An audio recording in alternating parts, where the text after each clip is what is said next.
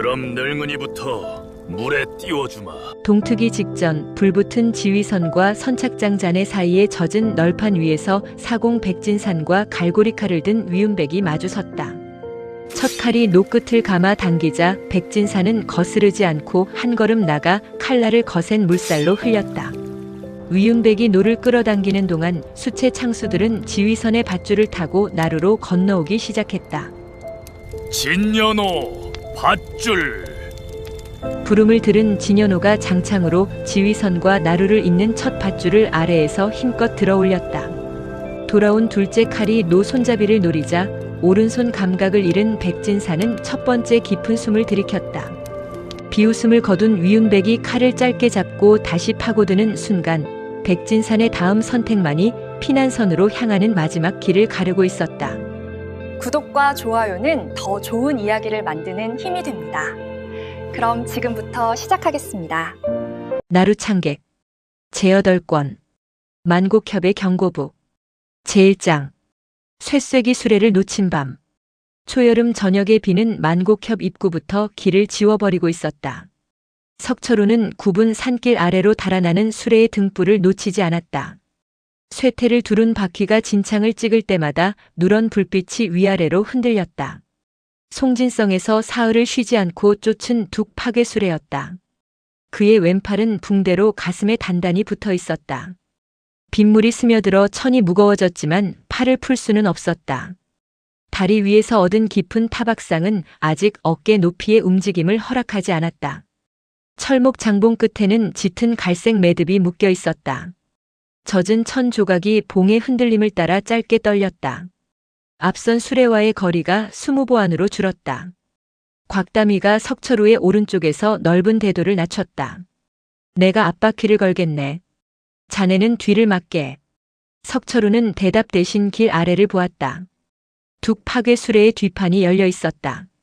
안에 실린 검은 화약통 하나와 쇠쇠기 꾸러미가 번개가 칠 때마다 드러났다. 수레 뒤에 매달린 구간맹 무인이 도끼를 들어 길 옆에 작은 제방을 찍었다. 3번의 도끼질에 흙이 갈라지고 산물이 쏟아졌다. 아래에 수레가 있소. 석철호의 외침보다 물이 빨랐다. 작은 제방이 터지며 흙탕물이 비탈 아래 마을길을 덮쳤다. 장작을 싣고 올라오던 주민 수레 한 대가 옆으로 밀렸다. 말이 고삐에 걸려 넘어졌고 수레의 앞바퀴가 길 밖으로 빠졌다. 수레 안에서 아이 울음이 터졌다. 곽다미가 둑 파괴 수레를 향해 내딛던 발을 멈췄다. 20보 앞의 등불은 큰 둑으로 이어지는 위쪽 길을 돌아 나갔다. 쫓으면 아직 닿을 수 있네. 그 말은 석철호에게 묻는 것이 아니었다. 곽다미는 이미 대도를 등에 돌려맸다. 둘은 동시에 아래로 뛰었다. 주민 수레에는 아이들과 다리를 다친 노인이 타고 있었다. 수레를 끌던 중년 사내는 물에 넘어진 말의 고삐를 풀지 못한 채 떠밀리고 있었다. 급류는 아직 무릎 높이였으나 제방에서 쏟아지는 물줄기가 계속 굵어졌다. 석철호는 왼팔을 몸에 붙인 채 오른손으로 장봉 하단을 잡았다. 수레 뒤로 돌아가려 했지만 발밑에 흙이 꺼졌다. 그는 봉을 길게 휘두르지 않았다. 허리 높이에서 앞으로 밀어 뒷바퀴 살 사이에 봉 끝을 넣었다. 장봉 하단이 길가의 바위 틈에 닿았다. 수레가 한번 크게 밀렸다. 석철호는 오른쪽 어깨를 봉에 붙였다. 왼쪽 어깨에 통증이 번졌지만 팔은 붕대 안에서 움직이지 않았다. 그는 허리를 낮추고 두 발을 진흙 속에 묻었다. 곽소협. 받고 있네. 곽다미는 대도를 뽑는 대신 굵은 밧줄을 압축에 감아 유문의 선발대에 던졌다. 5 공방 문도들이 두 줄로 나눠 잡았고 쇠집게를 지닌 장인들은 앞바퀴를 받쳤다. 혼자 당기지 마시오. 2 사람씩 자리를 바꾸시오. 수레가 손바닥 하나만큼 올라왔다가 다시 미끄러졌다. 장봉이 바위 틈에서 낮게 울렸고 젖은 갈색 매듭이 봉 끝에 달라붙었다. 아이부터 내리시오. 유설아가 물살을 가르며 수레 옆에 붙었다. 그녀는 쌍단도 한 자루를 바퀴 아래에 박고 다른 칼로 젖은 포대끈을 끊었다. 하채령이 수레 지붕을 밟고 올라 아이 둘을 한 명씩 높은 길로 넘겼다. 당월하는 노인의 다친 다리를 나무판에 묶었다. 그 사이 물은 허벅지까지 올랐고 석철우의 오른쪽 허리와 다리가 떨리기 시작했다. 그때 장봉 아래에 넓은 데도 등이 들어왔다. 곽다미가 칼날이 아닌 두꺼운 칼등으로 봉을 받쳤다. 이제 반은 내 몫일세. 앞줄이 당기는 동안 뒷줄은 밧줄을 바위에 감았다. 석철우가 봉의 각도를 세우고 곽다미가 칼등으로 밑을 밀자 앞바퀴와 뒷바퀴가 차례로 진창을 벗어났다. 문도들은 수레를 높은 길로 끌었고 하채령은 넘어진 말의 고삐를 잘라 숨 쉴 틈을 만들었다. 석철우는 물속에서 장봉을 거두었다. 오른손 손가락이 굳어 한 번에 펴지지 않았다. 왼쪽 어깨의 붕대는 그대로였고 피가 새로 번지지는 않았다. 진현호가 위쪽 진창에 남은 바퀴 자국을 살폈다. 놓쳤습니다. 놈들이 큰 둑에 먼저 닿습니다. 석철우는 높은 길에 올라온 아이 둘을 보았다. 큰아이가 젖은 손으로 동생의 얼굴을 닦아주고 있었다. 그는 변명하지 않았다. 다음 길을 막겠소. 그때 협곡 위에서 북소리가 터졌다. 뚱. 잠시 뒤 같은 소리가 두 번 더 이어졌다. 비와 급류를 뚫고 세 번의 낮은 울림이 하류로 내려갔다. 주민 수레를 끌던 중년 사내가 핏기 없는 얼굴로 상류를 올려다보았다. 경고북이요. 큰 둑에 손을 댄 게 틀림없소. 세 번째 북소리가 골짜기 끝에서 돌아왔다. 이번에는 하류 쪽에서 봉화 불빛까지 하나씩 올라오고 있었다. 제2장. 물보다 먼저 울린 북. 경고북 누각의 지붕에서는 만곡협의 세 길이 모두 보였다. 유설화가 젖은 사다리를 올라갔을 때 둑지기는 네 번째 북을 치려 하고 있었다. 백발이 성긴 노인은 북채를 두 손으로 잡았지만 어디를 향해 울려야 할지 정하지 못했다. 상류 큰 둑에서는 횃불 두 개가 흔들렸다. 하류 마을 쪽에는 지붕보다 높은 물결이 보였다. 협곡 입구에서는 구간맹 야전군의 붉은 봉화가 비를 뚫고 번졌다. 북을 잠시 멈춰 주십시오. 둑지기가 유설화를 돌아보았다. 멈추면 아래 마을이 죽소. 그래서 먼저 묻겠습니다. 이 북은 원래 무엇을 알립니까? 노인은 북채를 내리지 않은 채 대답했다. 한 번 길게 치면 둑문을 열었으니 물가에서 물러나라는 뜻이요. 두 번 짧게 치면 물이 두 번째 눈금에 닿았으니 짐을 버리고 높은 길로 오르라는 뜻이고 세 번 연달아 치면 줄을 끊고 사람만 살리라는 뜻이요. 유설화는 누각 기둥에 새겨진 세 개의 물금 자국을 보았다. 가장 아래 것은 이미 물에 잠겼다. 가운데 자국에도 흙탕물이 튀고 있었다. 마을마다 이 소리를 받을 북이 있습니까? 작은 북이 하나씩 있어. 하지만 산사태라도 나면 이 누각줄이 먼저 끊어지요. 유설화는 북 아래를 내려다보았다. 누각 밑에는 세 갈래 굵은 밧줄이 달려 있었다. 하나는 하류 지붕길, 하나는 큰 둑의 권양대, 마지막 하나는 협곡 중간 구비로 이어졌다. 각 길의 당김이 북채 옆 나무추를 움직여 멀리 있는 사람에게도 위험을 알리는 구조였다.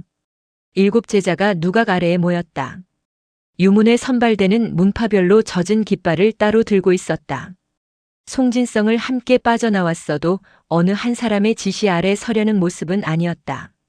유설화는 자기 쌍단도 손잡이에 묶였던 월백색 천조각을 풀었다. 원본 매듭을 잠시 빌리겠다. 진현호가 장창 손잡이에 청남색 천을 풀었다. 엽시백은 각궁 아래에 낡은 푸른 끈을, 당월하는 양낭에 남겨둔 탁한 옥색 끈을 내놓았다. 곽다미는 칼집을 감싸던 짙은 황갈색 천을 풀었다. 하채령은 바랜 녹색 소매 조각을 손가락에 감아 내밀었다. 석철우는 장봉 끝에 짙은 갈색 매듭을 오래 바라보았다. 허리로 돌려놓지 않은 천이었다. 그는 오른손으로 매듭을 풀어 유설화에게 건넸다. 7 조각이 빗물 위에 나란히 놓였다. 유설화는 하류로 내려가는 밧줄에 당월화의 옥색과 하채령의 바랜 녹색을 묶었다. 큰 둑줄에는 석철우의 갈색과 곽다미의 황갈색을, 협곡 줄에는 진현호의 청남색과 엽시백의 푸른 끈을 달았다. 자신의 월백색 천은 세 줄이 갈리는 누각 아래의 둥근 고리에 묶었다. 색을 보기 위한 것이 아닙니다. 유설화가 둑지기와 문도들을 번갈아 보았다. 자기 끈이 달린 줄이 맡은 길입니다. 한 번 길게 울리면 퇴로가 열렸다는 뜻으로 삼겠습니다. 2번은 정해둔 물금까지 물이 찼다는 경고입니다. 3번이면 상대를 쫓지 말고 줄을 벌인 뒤 높은 곳으로 물러나십시오. 진현호가 빗물을 털며 물었다. 적이 눈앞에 있어도 말입니까? 내가 적을 쫓아 구비를 벗어나면 두구로 들어가는 길이 열린다. 3번 뒤에는 승부가 아니라 길을 지켜. 유설화는 백진산을 보지 않고 대답했다. 백진산은 누각난간 아래에서 옛 장창을 짚고 서 있었다. 회녹색 장포가 비에 젖어 오른쪽 어깨에 붙었다. 그는 3줄과 7매듭을 한번 살핀 뒤 유설화에게 물었다. 내 자리는 어디냐? 독고현도만 막아주십시오. 둑지기가 숨을 들이켰다. 구관맹 야전대장의 이름을 알아들은 것이다. 유설화는 말을 이었다. 다른 조의 북이 끊겨도 부르지 마십시오. 그자가 어느 길로 가든 정해둔 굽이 안에서만 묶어주십시오. 백진사는 짧게 대답했다. 그리하마. 그 한마디 뒤에는 명령을 고치려는 말이 붙지 않았다. 누각 아래의 유문의 문도들이 서로를 보았다. 한 공방 출신의 중년 문도가 물막이 삽을 세웠다. 우리는 큰 두구로 가겠소. 쇠를 다룰 줄 아오. 다른 문도 둘이 빈 수레를 가리켰다. 우리는 하류에서 사람을 실어 나르겠소. 3번째 무리는 협곡을 향해 창을 들었다. 송진성 서문을 지켰던 자들은 말을 막는 데 익숙하오. 유설화는 누구에게도 깃발을 바꾸라 하지 않았다. 각자 맡을 길을 택하십시오. 다만 돌아올 때는 옆길 하나를 열어주십시오. 하류에서 지붕 하나가 무너지는 소리가 났다. 둑지기가 북채를 들었다. 유설화가 고개를 끄덕이자 첫 북소리가 누각을 울렸다. 한 번의 긴 울림이 3밧줄을 따라 퍼졌다. 매듭 7개가 서로 다른 방향으로 팽팽해졌다. 곧 장대비 속에서 8사람이 3갈래 길로 흩어졌다. 제3장. 3갈래로 흩어진 사제. 둑 아래 갈림길에는 무릎까지 물이 차 있었다. 백진사는 길 한가운데 서서 제자들이 각자 다른 방향을 보는 모습을 지켜보았다. 제5권 청남산에서는 7 무기를 한 연무장에 모아놓고도 빈틈을 메우지 못했다. 지금은 서로의 얼굴조차 볼 수 없는 곳으로 보내야 했다. 그는 그 생각을 입 밖에 내지 않았다. 유설화가 하류 쪽을 가리켰다. 당월아와 하채령은 새 마을을 차례로 비우십시오. 물이 2번째 눈금에 닿기 전까지 지붕길을 유지하고 2번의 북이 들리면 마지막 줄만 남긴 채 높은 안반으로 옮기십시오. 당월아가 양낭을 가슴 쪽으로 당겨 묶었다. 원본 옥색 끈은 누각 방향줄에 남아 있었고 약재 꾸러미에는 빛깔 없는 여분 300끈이 여러 겹 감겨 있었다. 부상자는 빈 수레에 눕히겠습니다. 움직일 수 있는 주민에게는 다음 사람을 옮길 자리를 맡기겠습니다. 하채령이 젖은 직검 손잡이를 두드렸다. 지붕이 먼저 떠내려가면요? 내가 줄을 잇고 내가 건널 사람을 고르겠다. 그 말이면 충분하오. 2 사람과 빈 수레를 끄는 유문의 문도들이 하류길로 내려갔다. 유설화는 큰 둑 쪽으로 몸을 돌렸다. 석철우와 곽다미는 쇠쇠기를 찾으십시오. 쇠기를 뽑는 것보다 둑문을 열어 수압을 낮추는 일이 먼저일 수도 있습니다. 석철우는 움직이지 않는 왼팔을 내려다보지 않았다. 후방에 남겠소. 곽다미가 그를 보았다. 물속 힘은 내가 쓰겠네. 자네는 서 있을 곳을 만들어주게. 약속하오. 석철우의 대답은 짧았다. 그 말을 들은 유문의 장인 넷이 큰 둑조를 택했다. 한 사람은 송진성에서 가져온 남은 쇠쇠기를 수레에서 꺼냈다. 출고패에 적힌 4개 가운데 일행이 보관한 1개였다. 장인은 쇠기 끝을 손바닥으로 훑었다. 놈들이 가져간 셋도 이 모양이라면 물속에서 머리부터 찾을 수 있어. 그들은 쇠집게와 밧줄을 들고 큰 둑 아래로 향했다. 협곡 쪽에는 진현호와 엽시백이 남았다. 유설화가 중간 구비에 젖은 암벽을 가리켰다. 진현호는 구비 안쪽에 세보를 내주지 마라. 엽시백은 높은 곳에 궁수와 기병 신호만 끊어. 사람을 많이 쓰러뜨리려 하지 마라. 진현호가 장창을 돌려 물길을 털었다. 놈들이 뒤로 빠지면 어디까지 쫓습니까? 굽이 바깥의 검은 바위까지다. 그 뒤는 버려. 엽시백은 비에 젖은 시위를 손끝으로 당겨보았다. 화살은 12발입니다. 첫 3발은 발판과 신호에 쓰겠습니다. 협곡을 택한 문도들이 둘의 뒤에 섰다. 제각기 다른 창과 돌을 들었지만 진현호보다 앞서려는 사람은 없었다. 마지막으로 유설화가 백진산 앞에 섰다. 사부께서는 독고현도가 나타나기 전까지 어느 조에도 들어가지 마십시오. 나타나지 않으면 굽이 사이를 지키기만 하십시오. 유설화는 빗물에 잠기는 큰 둑기를 가리켰다. 둑이 먼저 무너지면 둑 방어조가 판단합니다. 백진산의 굳은 오른손이 장창대 위에서 한 번 움직였다. 하류줄이 끊기면 구조조가 판단합니다. 빗소리가 두 사람 사이를 채웠다. 유설화는 백진산의 오른손을 보았다. 손가락 두 개가 장창대를 쥔 채 완전히 굽혀지지 않았다. 제1곡권에는 강한 내공을 쓰지 않았으나 사흘 동안 이어진 추격으로 숨이 평소보다 거칠었다. 독고현도를 꺾는 일이 아니라 묶는 일입니다. 백진산이 장창 끝을 진창에 세웠다. 세 번째로 말할 필요 없다. 유설화의 눈매가 잠시 누그러졌다. 그럼 다녀오겠습니다. 그녀는 경고북 누각으로 돌아갈 문도들과 함께 갈림길을 떠났다. 백진산 곁에는 아무도 남지 않았다. 진현호가 협곡으로 들어가기 전 한 번 돌아보았다. 백진산은 손짓하지 않았다. 진현호도 더 묻지 않고 옆시백과 함께 굽은 길 아래로 사라졌다. 큰 둑에서는 쇠를 두드리는 소리가 들리기 시작했다. 하류에서는 사람을 부르는 고함이 빗물 위로 올라왔다. 새 소리는 서로 닿지 않았다. 백진산은 옛 장창을 들어 중간 구비로 향했다. 장창에 남은 오래된 표면 자국 사이로 빗물이 흘렀다. 그날 밤 사부와 일곱 제자는 처음으로 같은 진영에서 싸우지 않았다. 하류 첫 마을의 지붕이 물에 잠기기 시작한 것은 그들이 서로의 등을 볼 수 없게 된 직후였다. 제4장 지붕 사이의 양랑. 하류 첫 마을의 골목은 이미 물길이 되어 있었다. 당월하는 빈 수레를 높은 비탈에 세우고 지붕 숫자부터 세었다. 기와 지붕 넷과 초가 지붕 둘에 사람들이 남아 있었다. 가장 낮은 집에는 노인 셋이 굴뚝을 붙잡고 있었고 맞은편 처마 아래에서는 아이 울음이 들렸다. 마을의 나룻배는 부서진 담장에 옆구리가 끼어 있었다. 물이 오를 때마다 배가 담장을 때렸지만 빠져나오지 못했다. 배부터 밀어야 하오. 하채령이 처마 위에서 물었다. 당월하는 물살에 떠밀리는 장독과 목재를 보았다. 배를 억지로 빼면 떠내려오는 기둥의 옆구리가 다시 깨질 터였다. 배는 두십시오. 지붕을 잇겠습니다. 그녀는 양낭에서 탁한 옥색 원본 끈을 찾지 않았다. 그 끈은 경고북 방향줄에 묶여 있었다. 대신 약재 포대를 동여매던 빛깔 없는 엷은 삼배 약포끈을 꺼냈다. 한 묶음은 짧았다. 당월하는 마을 밧줄 두 가닥 사이에 300끈을 겹쳐 감았다. 젖은 줄끼리 바로 묶으면 힘을 받을 때 미끄러졌다. 그녀는 단봉 하나를 매듭 가운데 넣고 두 바퀴 돌려줄을 조였다. 이 끈은 원래 약재를 묶던 것이요. 사람 하나씩만 건너야 합니다. 하채령이 웃음기 없는 얼굴로 고개를 끄덕였다. 끊어지기 전에 먼저 가보겠소. 그녀는 직검을 칼집재 등에 끼우고 첫 지붕으로 뛰었다.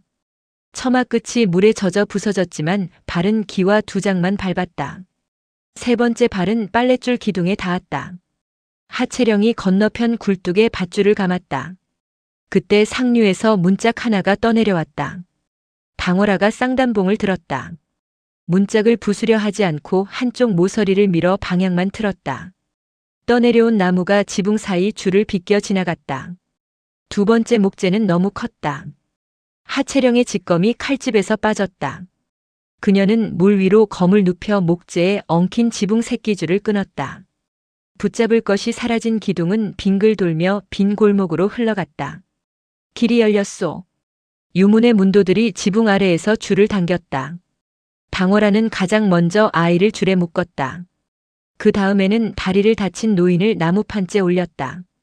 건너온 사람은 빈 수레 쪽으로 보내지 않고 다음 지붕의 줄을 잡게 했다. 살아났다고 손을 놓지 마십시오. 뒤 사람 허리를 받치십시오. 한 사람을 구할 때마다 줄을 잡는 손이 늘었다. 세 번째 지붕에 닿았을 때 하채령이 멈췄다. 낮은 처마 끝에 구간맹 병사 하나가 매달려 있었다. 허벅지에 화살이 박혀 있었고 허리에 칼은 물에 떨어진 뒤였다. 병사는 주민들이 줄을 당기는 모습을 보며 손을 뻗지 못했다. 마을 사내 하나가 이를 갈았다. 저놈들이 둑을 터뜨렸소. 당월하는 병사의 빈 손과 물에 잠기는 턱을 번갈아 보았다. 무기를 놓은 사람은 줄에서 빼지 않습니다. 그녀는 단봉으로 처마 아래 기와를 받치고 몸을 숙였다. 병사가 당월아의 손목을 붙잡으려다 힘이 빠져놓쳤다. 살고 싶으면 줄을 잡으십시오. 병사는 두 손으로 밧줄을 붙들었다. 주민들의 손이 잠시 멈췄다. 가장 먼저 줄을 다시 당긴 사람은 아까 건너온 노인이었다. 나무판에 묶인 다리를 땅에 댈 수 없었지만 두 팔로 줄을 감았다. 뒤 사람도 올리라 하지 않았소. 병사가 지붕 위로 올라왔다. 당월하는 화살을 뽑지 않고 자루만 짧게 잘랐다. 출혈을 눌러 약천을 감은 뒤 그를 높은 비탈로 보내려 했다. 병사가 젖은 숨을 몰아쉬며 반대편을 가리켰다. 둘째 마을의 서쪽 담장은 돌로 쌓았소. 줄을 걸려면 거기로 가시오.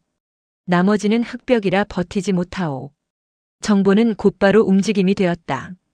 당월하는 유문의 문도 둘에게 첫 마을에 남은 사람을 맡겼다. 구조된 주민 가운데 걸을 수 있는 8사람이 스스로 두 번째 줄을 챙겼다.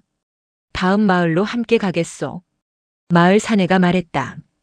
당월하는 그들이 든 줄과 빈 수레를 보았다. 구한 사람은 높은 길로 보내고 돌아오십시오. 한 지붕에 너무 많은 사람이 모이면 지붕부터 무너집니다. 첫 마을의 절반이 비탈 위로 올라왔을 때 큰 둑 쪽에서 쇠망치 소리가 들렸다. 물속에서 울린 둔한 쇠소리가 지붕 아래까지 전해졌다. 당월하는 둘째 마을을 향해 몸을 돌렸다. 원본 옥색 매듭은 누각에 남아 있었고 여분 삼배 약포끈은 이제 사람들의 체중을 받아 팽팽해져 있었다. 제오장. 급류 속의 쇠쇠기.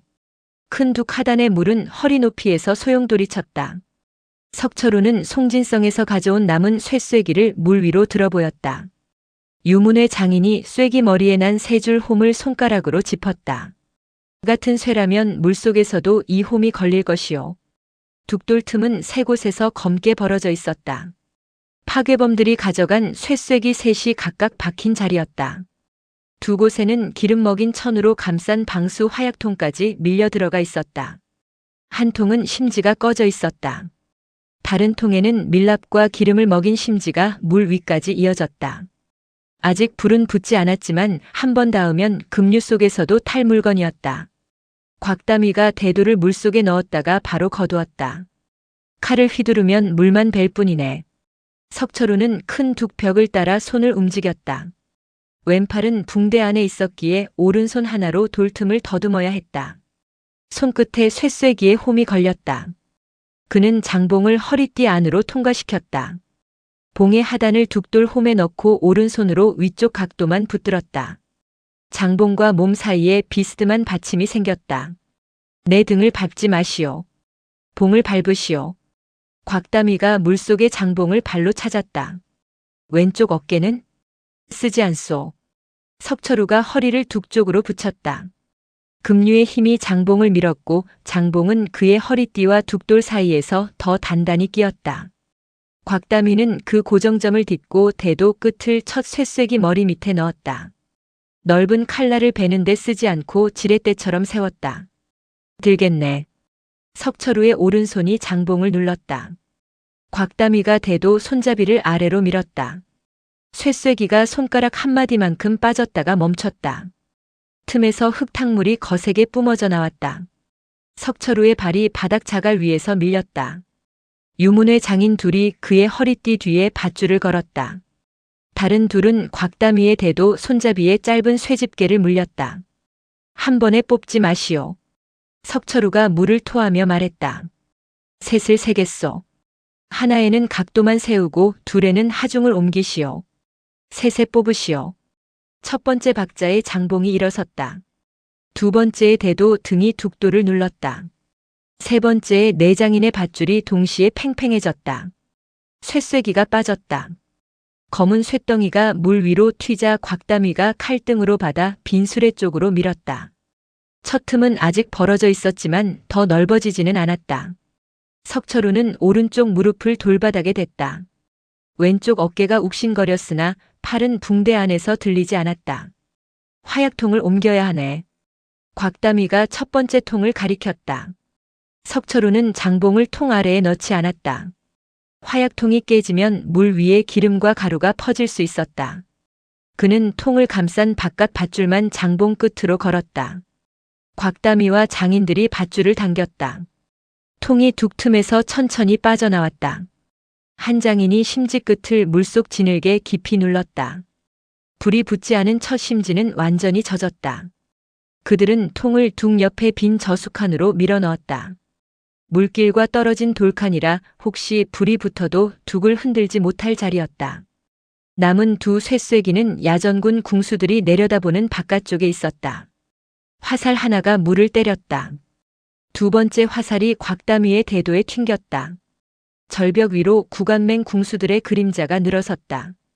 그 뒤에서는 큰 둥문 권양주를 향해 창을 든 병사들이 내려오고 있었다. 석철우가 물 위로 얼굴을 들었다. 둥문 아래에는 수압을 빼는 3개의 배수로가 있었다.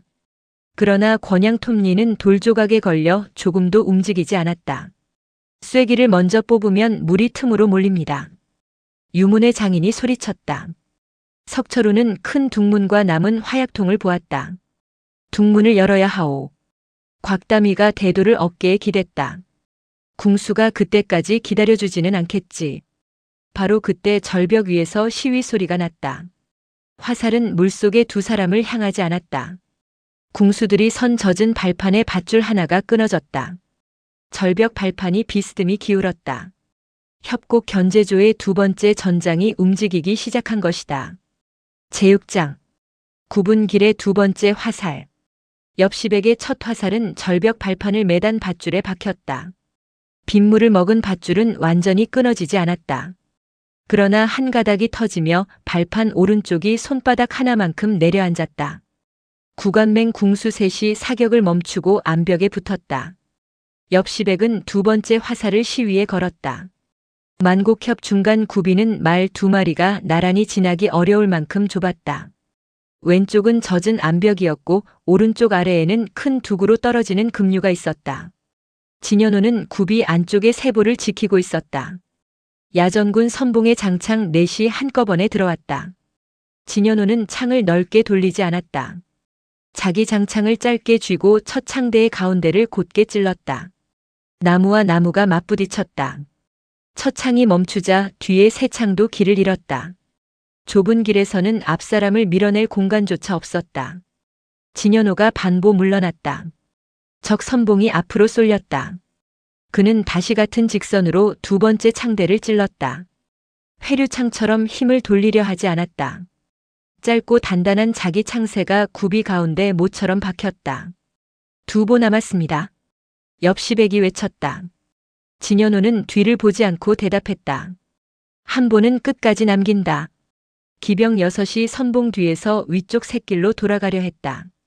선두 기병의 등에 붉은 신호 깃발이 달려 있었다.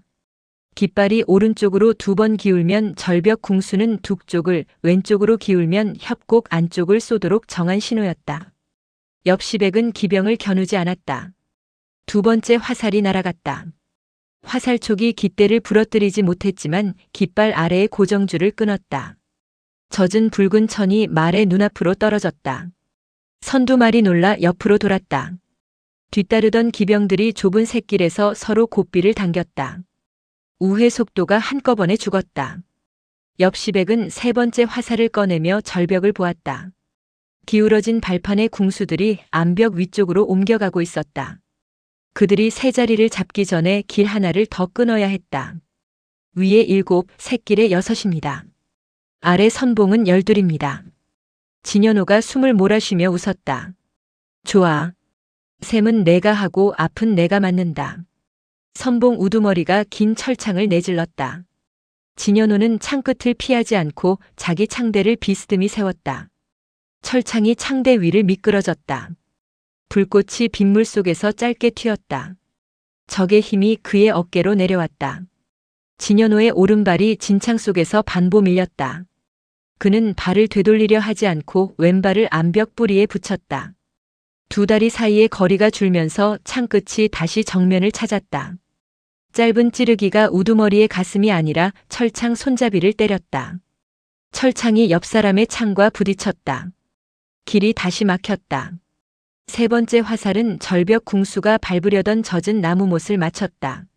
못이 빠지자 바위에 기대둔 사다리가 아래로 미끄러졌다. 궁수들은 더 높은 자리를 포기하고 암벽 뒤로 물러났다. 옆 시백은 남은 화살을 세웠다. 9발이었다. 그때 선봉 뒤에서 북이 한 번 울렸다. 경고북 누각의 생활 신호와 박자가 달랐다. 낮고 짧은 전투북이었다. 야전군이 좌우로 갈라졌다. 비어있는 길 한가운데로 검은 철안을 단 장창이 들어왔다. 장창을 든 사내는 비옷을 걸치지 않았다. 젖은 철회색 경장이 어깨와 팔에 붙어 있었고 왼쪽 뺨을 가로지른 오래된 흉터가 번개 아래에서 드러났다. 독고현도였다. 그는 진현호를 보지 않았다. 시선은 굽이 위쪽에 홀로 선 백진산에게 향했다. 천하제일의 창을 보러 왔는데 제자 뒤에 서 계시는군. 백진산이 옛 장창을 들었다. 내가 찾는 자는 여기 있소. 독고현도는 장창 끝으로 상류 새끼를 가리켰다. 둑을 지킬지 내 창을 받을지 고르시오. 그는 대답을 기다리지 않고 말을 돌렸다. 야전군 선봉 일부가 함께 상류 옆길로 빠졌다. 진현호가 쫓으려는 선봉을 막으며 소리쳤다. 사부. 백진사는 진현호에게 명령하지 않았다. 그는 독고현도가 들어간 길과 유설아가 정해둔 검은 바위 사이를 재었다. 그리고 굽이 안으로 한 걸음 내려섰다. 내 자리를 지켜라. 그 말만 남긴 채 백진사는 독고현도의 장창 자국을 따라 상류 옆길로 들어갔다. 제7장. 북줄이 끊어진 골짜기. 자정이 지난 뒤 산이 울었다. 경고북 누각에 있던 유설아는 처음에는 천둥이라 생각했다. 그러나 울림은 하늘이 아니라 발밑에서 올라왔다. 누각 오른쪽 비탈의 소나무들이 한꺼번에 기울었다. 기둥을 잡으십시오.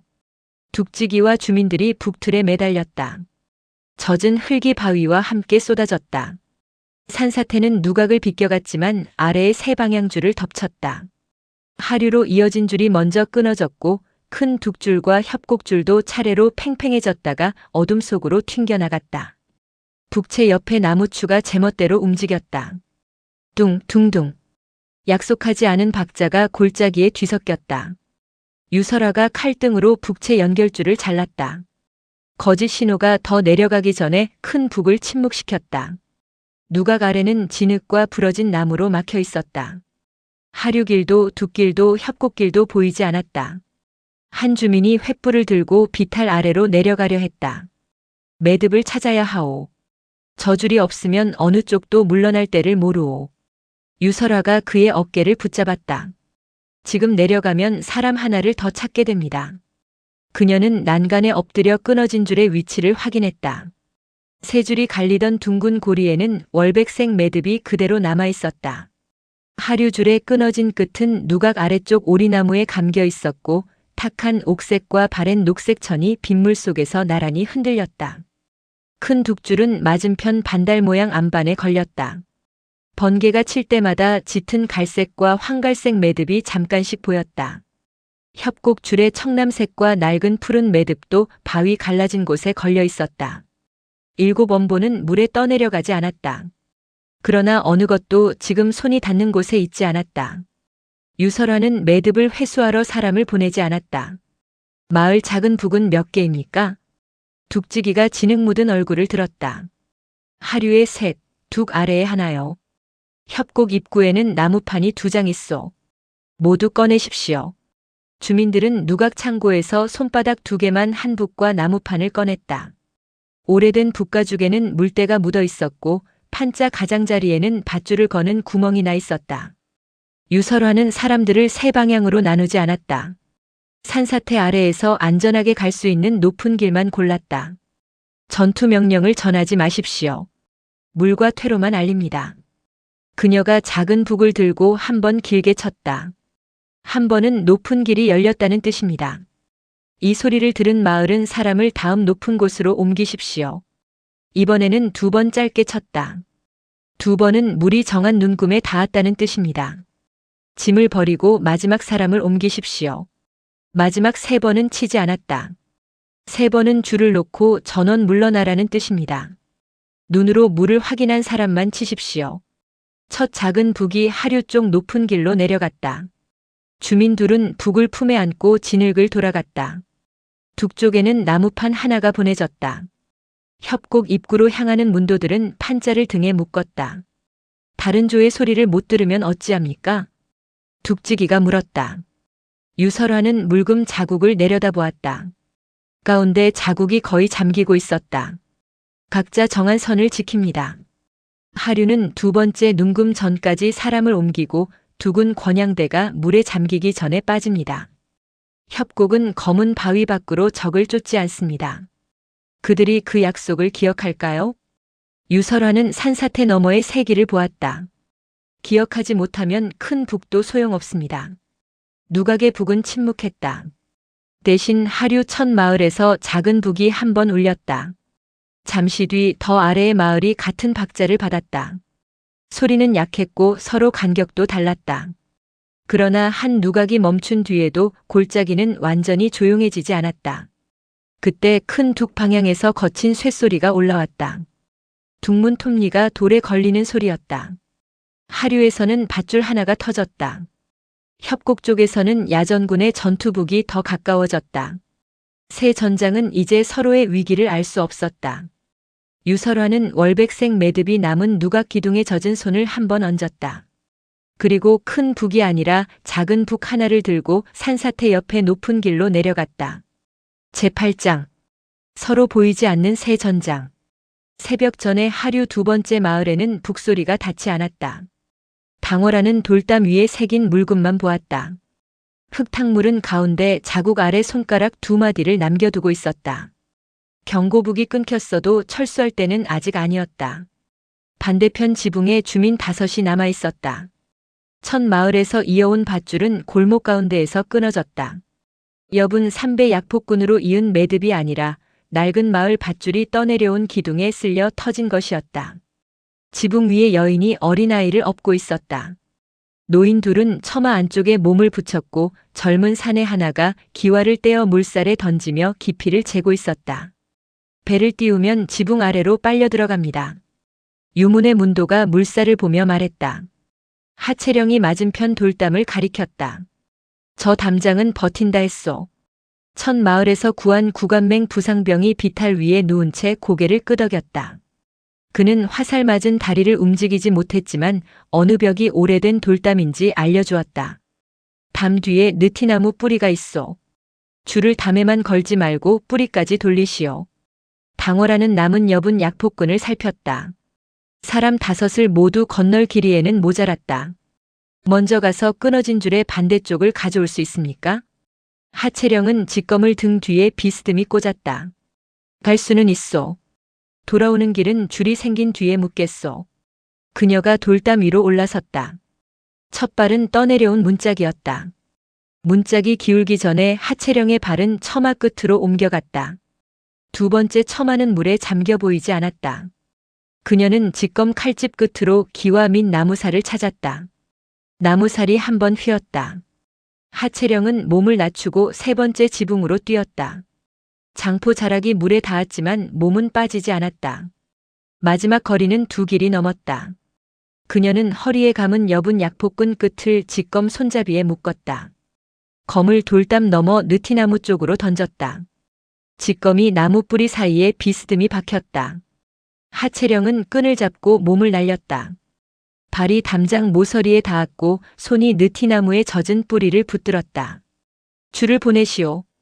당월아와 주민들이 끊어진 마을 밧줄을 물 위로 밀었다. 하채령이 직검 손잡이에 감긴 약폭군을 당기자 굵은 밧줄이 느티나무까지 따라왔다. 그녀는 줄을 뿌리에 3바퀴 감았다. 새 이동선이 생겼다. 당월하는 줄 반대편에서 담봉을 매듭 가운데 넣어 조였다. 아이부터 보냅니다. 건넌 사람은 지붕에 남지 말고 돌담 뒤 높은 길로 이동하십시오. 아이를 업은 여인이 먼저 줄에 매달렸다. 하채령은 반대편에서 2 사람의 허리를 함께 끌어당겼다. 노인 한 명이 줄 가운데에서 손을 놓칠 뻔했다. 당월아가 밧줄 아래에 단봉을 걸었다. 자신의 몸으로 사람을 끌지 않고 줄의 처짐만 들어올렸다. 노인의 발이 떠내려온 나무통에 닿았고 그 한 걸음으로 다시 줄을 잡을 수 있었다. 두 번째 물금까지 한마디가 남았다. 당월아는 둑과 협곡의 성공 여부를 알 수 없었다. 백진산이 독고현도를 막고 있는지도 석철우가 둑문을 열었는지도 몰랐다. 그녀는 보이지 않는 전장을 향해 사람을 보내지 않았다. 마지막 두 분까지 건너면 줄을 끊습니다. 유문의 문도가 물었다. 북이 3번 울리지 않아도 말이오. 우리가 정한 물금이 북을 대신합니다. 마지막 젊은 사내가 건너오자 지붕 한쪽이 꺼졌다. 흙벽이 무너지며 물이 돌담을 때렸다. 하채령이 직검을 뽑아 느티나무에 감긴 여분 약포끈을 잘랐다. 빛깔 없는 삼백끈이 급류에 휩쓸려 사라졌다. 굵은 마을 밧줄은 돌담 위에 남아 뒤따르는 구조대가 쓸 수 있었다. 구조된 주민들은 멈추지 않았다. 걸을 수 있는 사람은 노인을 업었고 두 사람이 아이와 부상병을 실은 빈 수레를 밀었다. 첫 마을에서 온 주민들이 높은 안반 위에서 손을 흔들었다. 당월아는 마지막 사람의 등을 밀어 돌담 위로 올렸다. 그녀는 다만 물금이 두 번째 자국에 닿는 것을 확인하고 마지막 구조선을 거두었다. 제구장. 쫓지 않은 천하제일. 독고현도의 장창 끝이 어둠 속에서 2번 번뜩였다. 백진사는 상류 옆길의 검은 바위까지 그를 따라갔다. 유설아가 정해둔 마지막 경계였다. 그 너머로는 길이 둑 반대편을 향해 꺾여 보이지 않았다. 독고현도 곁에는 야전군 병사 4이 있었다.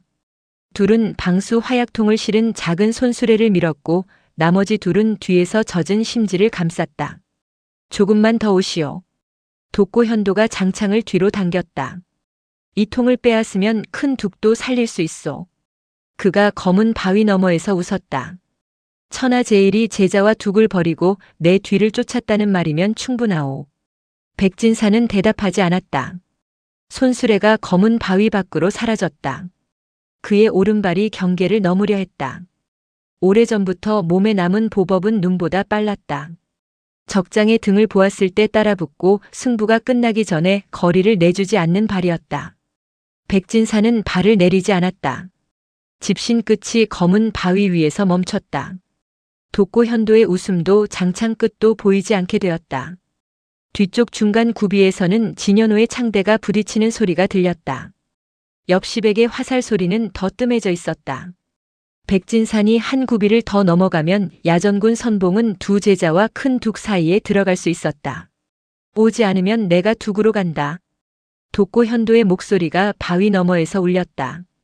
백진산은 옛 장창을 돌려 구비 가운데에 세웠다. 그 통을 터뜨리려면 돌아와야 하오. 무슨 뜻이오? 앞길은 산사태로 막혔다. 화약을 둑 틈에 넣을 길은 여기뿐이오. 백진사는 추격하며 보았던 바퀴 자국을 기억했다. 손수레는 바깥길로 도망칠 수는 있어도 큰 둑 하단으로 내려갈 수 없었다. 절벽 끝에서 돌아오지 않으면 화약통은 젖은 쇳덩이에 지나지 않았다. 독고현도는 다시 모습을 드러내지 않았다. 대신 병사 둘이 검은 바위 옆에 좁은 틈으로 들어왔다. 백진산을 경계 밖으로 끌어내려는 움직임이었다. 첫 칼이 그의 왼쪽 어깨를 노렸다. 백진산은 내공을 돌리지 않았다. 장창 뒷부분을 암벽에 붙이고 몸만 반보 옮겼다. 칼이 창대 위를 미끄러져 바위를 쳤다. 두 번째 병사의 창이 허리를 찔렀다. 백진산은 창끝을 맞받지 않았다. 옛 장창의 가운데를 낮춰 상대 창대를 길 아래로 눌렀다. 급류에서 올라온 바람이 두 창 사이로 지나갔다. 병사의 발이 진창에 빠졌다. 백진산이 손목을 돌리자 상대 창끝은 길 바깥의 빈 곳을 향했다. 그는 병사를 쫓아 찌르지 않고 창대를 놓게 한 뒤 다시 검은 바위 안쪽으로 돌아왔다. 두 번째 병사는 쓰러진 동료를 끌고 물러났다. 바위 너머에서 독고현도가 말했다. 천하제일이라는 자가 고작 길 세보를 지키겠다는 것이오? 백진사는 검은 바위와 중간 구비 사이의 거리를 보았다. 세보면 충분하오. 그는 독고현도가 돌아오지 않는 동안 야전군 선봉만 막았다. 진연호가 밀리면 창 하나를 옆으로 흘렸고 옆시배기 화살을 갈아 끼울 때는 절벽 궁수의 시야를 장창으로 가렸다. 다른 두 전장에 사람을 보내지 않았다. 경고북도 더는 들리지 않았다. 백진사는 큰 둑이 버티는지 알 수 없었다. 하류 주민이 살아있는지도 알 수 없었다. 알지 못하는 상태로 제자들의 자리를 바꾸지 않는 일이 적장을 쓰러뜨리는 것보다 더 오래 걸렸다. 새벽빛이 골짜기 위로 번질 무렵 큰 둑 쪽에서 돌이 갈리는 소리가 났다. 둑문 톱니가 움직이려다 다시 걸린 것이다. 검은 바위 너머에서도 손수레 바퀴가 돌아가는 소리가 들렸다. 독고 현도가 마침내 되돌아오고 있었다. 제10장 열린 둑문과 마지막 지붕. 동이 틀 무렵 큰 둑의 권양 톱니는 돌 하나에 물려 멈춰 있었다. 석철우는 물 위로 드러난 톱니 끝에 장봉 하단을 붙였다. 밤새 불어난 수압이 둑문을 안쪽에서 밀고 있었다. 톱니가 한 칸만 잘못 돌아도 손잡이와 장봉이 함께 튕겨나갈 터였다. 왼쪽 어깨의 붕대는 물을 먹어 아래로 처졌다. 팔은 여전히 몸에 붙어 있었으나 매듭 하나가 느슨해졌다. 곽다미가 권양대 밑으로 몸을 넣었다. 돌은 내가 들겠네. 대돌을 빼는 순간 톱니가 돌아가오. 그 순간을 자네가 버텨야 하네. 석철우는 오른손으로 장봉 위를 잡았다. 봉하단을 둑돌의 낮은 홈에 박고 오른쪽 어깨와 허리를 붙였다. 왼팔은 붕대 속에서 움직이지 않았다. 올해는 못 버티오. 곽다미가 대도 끝을 걸린 돌 아래에 넣었다. 오래 시키지 않겠네. 둑이 바위 뒤에서 불화살 하나가 떨어졌다. 화살이 둑돌 위로 빼둔 심지 끝을 스치자 붉은 불씨가 밀랍을 먹인 줄을 따라 내려왔다. 불씨가 둑 틈의 마지막 화약통을 향해 내려갔다. 밤새 치워둔 첫 통은 누군가 저숙한에서 다시 가져갔지만 지금 막아야 할 것은 눈앞에 한 통이었다. 뜬다. 곽다미가 대도 손잡이를 눌렀다. 걸린 돌이 톱니 사이에서 들렸다. 그 순간 둑문이 수압에 밀려 위로 움직였다. 톱니가 장봉을 때렸다. 석철우의 오른쪽 어깨가 뒤로 꺾였고 젖은 붕대 끝이 풀렸다. 그는 왼팔로 장봉을 잡지 않았다. 오른쪽 무릎을 돌바닥에 대고 허리를 봉 아래로 더 밀어 넣었다. 장봉의 힘이 오른쪽 어깨와 둑돌 사이로 흘렀다. 톱니가 반칸에서 멎었다. 곽다미가 걸린 돌을 빼냈다. 유문의 장인들이 권양 손잡이를 붙잡았다. 지금이요. 석철우가 장봉을 한 치씩 위로 밀었다. 톱니가 첫 칸을 넘었다. 장인 넷이 손잡이를 돌리자 큰 둑문 아래에 손바닥만 한 틈이 열렸다. 물이 빈 배수로로 쏟아졌다. 수압이 조금 낮아졌다. 곽다미는 곧바로 물속으로 들어갔다. 남은 쇠쐐기 둘 가운데 하나를 대도 등으로 들어 올렸다. 석철우가 장봉의 각도를 바꾸어 발판을 만들었다. 첫 쐐기가 빠졌다. 두 번째 쐐기는 두 돌 틈에 더 깊이 박혀 있었다. 곽다미가 칼끝을 넣자 심지가 타는 화약통이 바로 옆에서 흔들렸다. 불이 닿습니다. 장인이 소리쳤다. 석철우는 화약통을 향해 장봉을 휘두르지 않았다. 둑문 손잡이를 한 칸 더 올렸다. 배수로의 물살이 굵어지며 통 아래를 먼저 잡아당겼다. 곽다미가 남은 쐐기를 뽑았다. 동시에 화약통이 둑 틈에서 빠져나왔다. 기름 먹인 통은 배수로를 따라 빈 돌수로로 굴러갔다. 불붙은 심지가 수로 벽에 부딪혀 진흙 속으로 처박혔다. 통은 둑과 떨어진 낮은 웅덩이에 멈췄고 더는 불빛이 보이지 않았다. 큰 둑문이 두 칸 더 열렸다. 굽어있던 물살이 배수로 셋으로 나뉘었다. 벌어진 둑 틈에 몰리던 힘이 줄었다. 쇠쐐기가 빠진 자리에서도 흙탕물이 가늘어졌다. 곽다미가 물 위로 올라왔다. 유문의 장인들이 그의 팔을 잡아당겼다. 석철우는 장봉에서 어깨를 떼었다. 오른쪽 팔꿈치가 떨렸지만 왼팔의 붕대 안에는 새 피가 번지지 않았다. 그는 풀린 붕대 끝을 이로 물어 다시 묶었다. 멀리 하류의 높은 안반 위에서 작은 북이 한 번 길게 울렸다. 구조된 주민들이 마지막 수레를 안반 위로 올리는 모습이 빗속에 작게 보였다.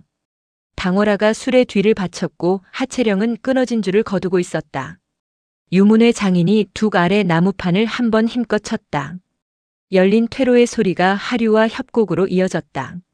석철우는 장봉 끝을 살폈다. 짙은 갈색 매듭은 방향줄에 남아있어 봉끝이 비어 있었다. 그는 빈자리를 손으로 한번 쓸었다.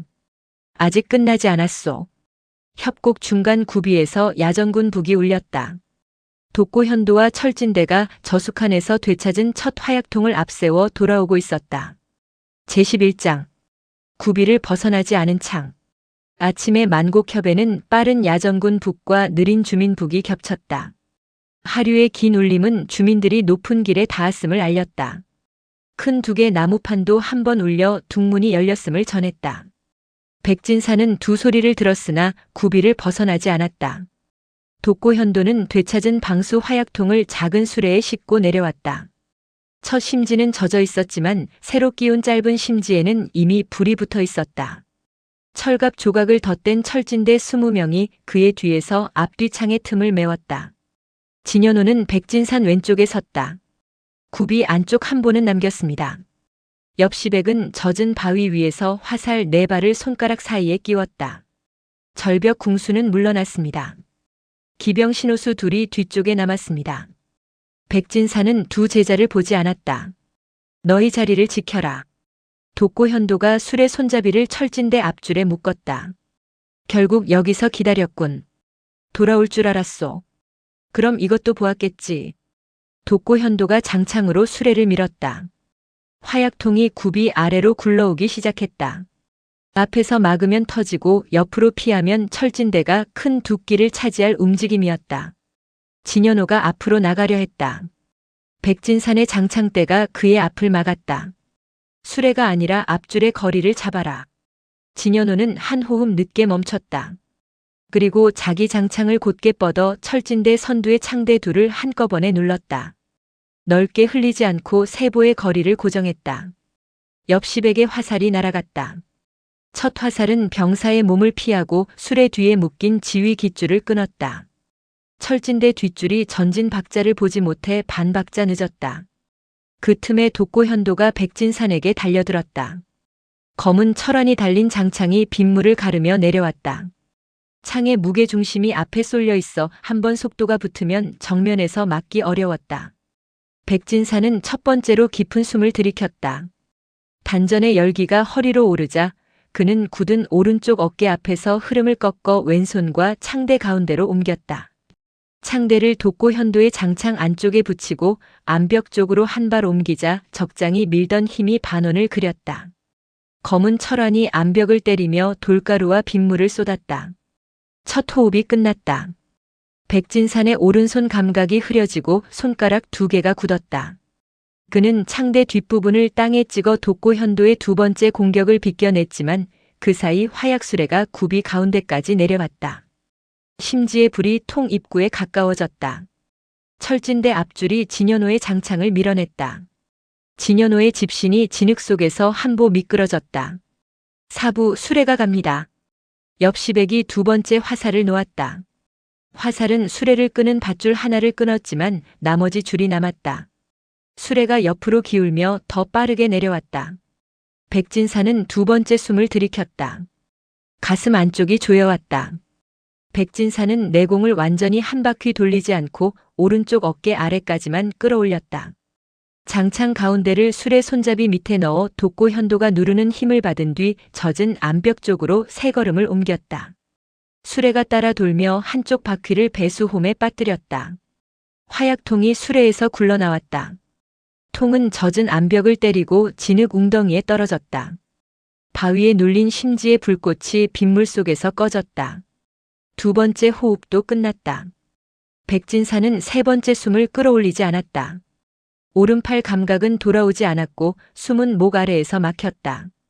그는 장창을 땅에 짚고 한쪽 무릎을 굽혔다.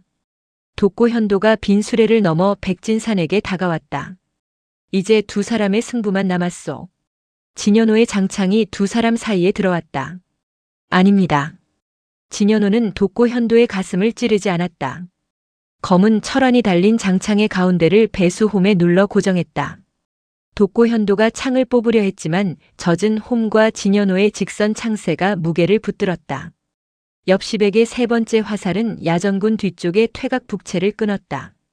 북채가 급류 아래로 떨어졌다. 앞줄은 전진 명령을 기다렸고 뒷줄은 수레가 멈춘 이유를 보지 못했다. 그때 굽이 양쪽에서 작은 북이 한 번씩 울렸다. 유설화는 하류가 비고 둥문이 열린다는 생활 신호가 두 길에 모두 닿기를 기다리고 있었다. 그녀가 작은 북을 한 번 길게 쳤다. 5 공방 문도들이 철진대 측면으로 들어왔다. 물막이 삽은 발밑 진흙을 밀었고 쇠집게는 철갑 어깨의 연결고리를 잡아당겼다. 철진대 앞줄이 옆으로 돌려 했으나 좁은 구비에는 몸을 바꿀 공간이 없었다. 뒤쪽 문도들은 퇴로 하나를 열어둔 채 무기를 내리라고 외쳤다. 독고현도가 장창을 버리고 허리칼을 뽑았다. 유설화의 단도 하나가 칼집 아가리를 막았다. 다른 단도는 그의 손목이 아니라 빈 수레의 축을 잘랐다. 수레가 옆으로 무너지며 독고현도의 다리 앞을 막았다. 진현호가 눌러둔 장창을 발로 밀어 급류와 반대쪽에 놓았다. 장창에서 손을 떼시오. 독고현도는 굽이 양쪽을 보았다. 야전군 북은 사라졌고 철진대의 절반은 이미 무기를 내리고 있었다. 그의 손이 검은 철 안에서 떨어졌다. 유문의 문도들이 독고현도의 2 팔을 뒤로 묶었다. 나머지 병사들은 열린 퇴로로 달아나거나 창을 진흙 위에 내려놓았다. 비가 가늘어졌다. 백진사는 장창을 짚고 일어섰다. 첫 걸음에서 몸이 흔들렸고 2 번째 걸음에서도 오른손 감각은 돌아오지 않았다. 당월아가 하류길에서 올라와 그의 팔을 잡았다. 그녀는 맥을 짚은 뒤 곧바로 놓지 않았다. 2 번만 쓰셨습니까? 2 번이다. 완전히 돌리지는 않으셨습니까? 백진사는 막힌 숨을 고른 뒤 대답했다. 아직은. 당월아의 손가락이 그의 손목 위에서 잠시 멈췄다. 큰 둑은 서 있었고 하류 안반에는 구조된 주민들이 모여 있었다. 구름 사이로 아침빛이 들자 경고북의 젖은 북가죽에서도 빗물이 멎었다. 제12장. 한 명의 맹주가 없는 연합. 다음 날 아침 만곡협 큰 둑 위에는 깃발 대신 젖은 밧줄이 널려 있었다. 유설화는 경고북 누각 기둥에 남은 월백색 매듭부터 풀었다. 산사태로 끊어진 방향줄은 밤새 물이 빠지며 모습을 드러냈다. 하류줄의 옥색과 바랜 녹색 매듭은 오리나무에, 큰 둑줄의 갈색과 황갈색 매듭은 반달 안반에 남아 있었다. 협곡줄의 청남색과 낡은 푸른 매듭도 바위 갈라진 곳에서 찾았다. 유설화는 7 조각을 둑 위 돌판에 차례로 놓았다. 당월아가 하류 구조에 사용한 엽은 3배 약폭끈은 없었다. 마지막 지붕기를 잇고 끊어낸 뒤 급류에 떠내려간 소모품이었다. 옥색 원본 양낭끈은 다른 6 조각과 함께 온전히 남아 있었다. 유설화는 각자의 천을 돌려주었다. 유설화는 월백색 조각을 단도 손잡이에 두었고 진현호 엽시백 당월아곽 다미아 채령도 원본을 각자의 무기와 양낭에 다시 달았다. 석철우는 짙은 갈색 매듭을 받았다. 그는 허리띠를 한번 보았다가 장봉 끝에 다시 묶었다. 당월아는 석철우의 젖은 붕대를 다시 감았다. 멍은 남았지만 부기가 번지지 않았다. 사흘 더 고정하십시오. 낮은 지지와 보행만 가능합니다. 그리하겠소. 둑 위에서는 5 공방 대표와 주민들이 맹주를 세울지를 두고 다시 갈렸다. 유설화는 논의를 길게 두지 않고 빈술의 세대를 가리켰다. 묵관성채로 가는 길은 나흘입니다. 길을 살필 사람, 식량을 옮길 사람, 부상자를 뒤로 보낼 사람이 필요합니다. 공방 문도들은 성채 서쪽 길, 만곡협 주민들은 보급 나룻배, 광산 문도들은 하부길, 양로문 사람들은 부상자 호송을 맡았다. 깃발은 그대로였지만 서로의 수레바퀴를 하나씩 함께 들었다. 당월아는 백진산을 둑돌 위에 앉혔다. 7 제자가 모두 가까이 모였다. 백진산의 오른팔 감각은 돌아왔지만 손가락을 굽히는 속도가 전보다 늦었다. 숨도 한 번 깊게 들이킨 뒤 제자리로 돌아오는데 오래 걸렸다. 당월아는 그의 손목과 팔꿈치, 어깨 아래의 맥을 차례로 짚었다. 짧은 호흡은 더 쓰실 수 있습니다. 진현호가 먼저 입을 열려하자 당월아가 손을 들어 막았다. 가능하다는 말과 안전하다는 말은 다릅니다. 그녀는 7 제자를 모두 보았다. 지금처럼 끊어진 길로 짧게 힘을 올리는 것은 남아 있습니다. 그러나 단전에서 시작한 내공을 기맥 전체로 완전히 한 바퀴 돌리면 남은 내공은 다시 모이지 않습니다. 당월아가 분명히 말했다. 그 한 번 뒤에는 영구히 소진됩니다. 약으로 되돌릴 수 없습니다. 유설아가 백진산을 보았다. 사부. 백진산은 손목을 거두지 않았다. 들었다. 그는 괜찮다고도 쓰지 않겠다고도 말하지 않았다. 유문의 문도가 송진성 병기 출고패와 독고현도 보급수레의 명령패를 가져왔다. 두 패에는 같은 수성총관 인장이 찍혀 있었다. 명령패의 위쪽에는 황보학진의 옛 독립기치 문양이 칼로 긁혀 지워져 있었다. 남은 문구는 짧았다. 성채박 병력 동원은 허락하지 않고 창고 보급과 세관문의 열쇠만 수성총관에게 맡긴다는 내용이었다. 곽담이가 긁힌 자국을 보았다. 설장관에서 남의 지원대를 자기 기치 아래 세웠던 자가 이제 자기 기치를 내렸군. 백진산이 나무패를 뒤집었다. 쫓겨난 것이 아니다. 자리를 지키려고 받아들인 것이다. 유설화는 두 패를 포개어 묶었다. 묵관성체의 세겹 성문은 외부에서만 열 수 없었고 명령패에는 붙잡힌 유문의 문도를 성 안으로 보내라는 지시도 남아 있었다. 하채령이 성체 쪽 산길을 보았다. 잡혀 들어갈 사람이 필요하겠군요. 일부만 들어간다. 사부와 하채령, 당월아, 곽담이, 그리고 운반문도 둘과 광산양로문 문도 한 명씩이 안으로 간다. 진현호가 바로 반박했다. 저도 들어가겠습니다. 너는 밖에서 정면 거리를 잡아야 한다. 엽시백은 안의 생존 신호를 보고 공성 시각을 알린다. 유설화는 석철우를 보았다. 석철우는 하부 퇴로에서 빠져나오는 사람을 바치십시오. 석철우가 장봉 끝에 갈색 매듭을 눌렀다. 맞겠소. 나는 유문의 주력과 외부 세기를 맞추겠다. 백진산이 물었다. 언제 들어갈 셈이냐? 유설화는 큰 둑 아래로 이어지는 보급 수레들을 보았다. 길을 고치고 부상자를 옮기며 성체 외곽을 완전히 고립시키는데 시간이 필요했다. 6주 뒤 늦여름입니다. 폐잔병이 다시 포로 수레를 모으는 때를 쓰겠습니다. 큰 둑 위에 사람들이 각자 자기 끈과 무기를 챙겼다. 경고북은 다시 누각에 걸렸지만 누구도 전투의 새 깃발로 삼지 않았다. 둑지기가 북채를 생활 신호 자리에 돌려놓았다. 유설화가 마지막으로 월백색 조각을 단도 손잡이에 묶었다. 7 매듭은 다시 7 제자에게 돌아갔다. 6주 뒤 늦여름 새벽 묵관성체 동쪽 포로길에 낡은 수레 한 대가 올랐다. 백진산과 하채령 당월아 곽담이 유문의 지원자 4명은 손이 묶인 채 수레 안에 앉아 있었다. 옛 장창은 헝겊에 감긴 채 백진산의 무릎 아래 놓여 있었다. 유설화 진연호 석철우 엽시백은 성박 세길에 흩어져 성 안에 단 한 번뿐인 신호를 기다렸다. 각 제자의 원본 매듭끈도 모두 제자들의 몸과 무기에 남아 있었다. 세겹 성문의 첫문이 새벽 안개 속에서 열렸다. 폐잔병 경비가 무기를 압수하고 포로들의 밧줄을 같은 모양의 쇠족쇄로 바꾸려고 수레로 다가왔다. 백진산은 굳은 오른손을 감추지 않았다. 가장 오래된 수문장이 그의 손과 무릎 아래 헝겊에 감긴 장창을 번갈아 보았다. 다음 권에서 이어질 강호의 이야기를 놓치지 않으시려면 구독과 좋아요를 눌러주세요. 지금 화면에 나오는 다른 무협 이야기들도 함께 해주세요. 그럼 다음 권에서 다시 뵙겠습니다. 감사합니다.